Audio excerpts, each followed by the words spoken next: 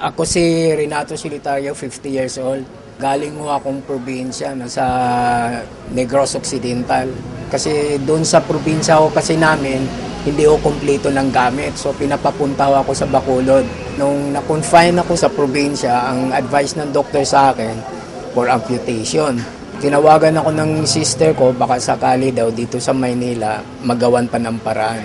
5 years ko na akong dinadala tong sakit na to. Tapos pag lumalakad ako, dumudugo yung ilalim ng paa ko.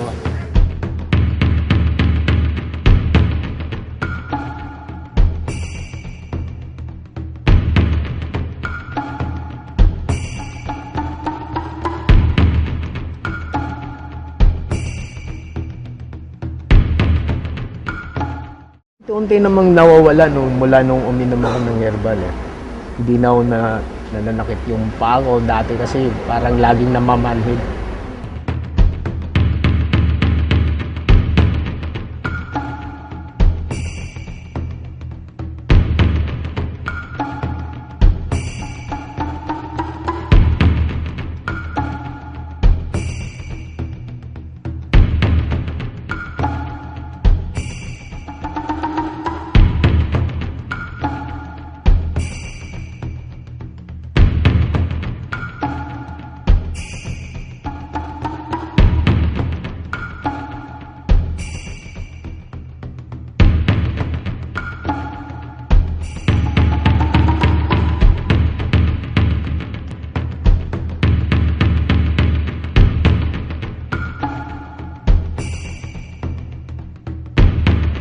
Ngayon, sa loob ng 60 days, malaki yung naging improvement. Hindi na ako hirap maglakad, tsaka gumaling yung sugat ko sa paa ko.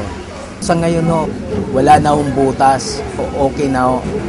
Talagang gumaling .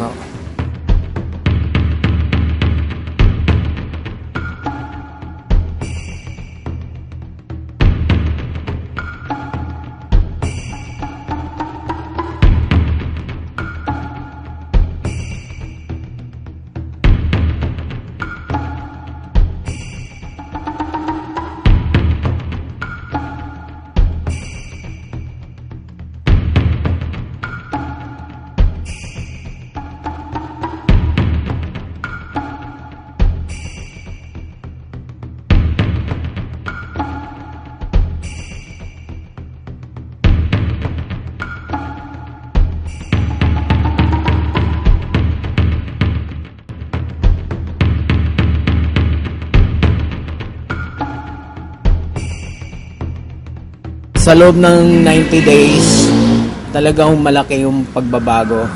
Yung sugat ko medyo nanunuyo na lahat. Tsaka yung pagkaitim-itim nung paa ko, medyo nawala yon. Dahil doon sa iniinom kong herbal nga. Dati kasi talagang hirap na hirap ako maglakad. Tapos sa sobrang kirot hindi ako makatulog. Mula nung nakainom ako ng herbal, hindi naman talaga automatic na nawawala yung kirot. Pero unti-unting nagbabago yung ko.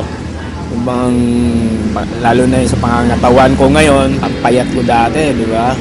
Sa ngayon naman, mag-ana na rin akong kumain. Ayun, siguro nakikita nyo naman yung kaiba nung una kong punta rito sa ngayon, di ba? Talagang malaki yung pagbabago. Hindi ko pa ako nakikita si Ka Ray, tsaka hindi ko pa ako siya nakakausap.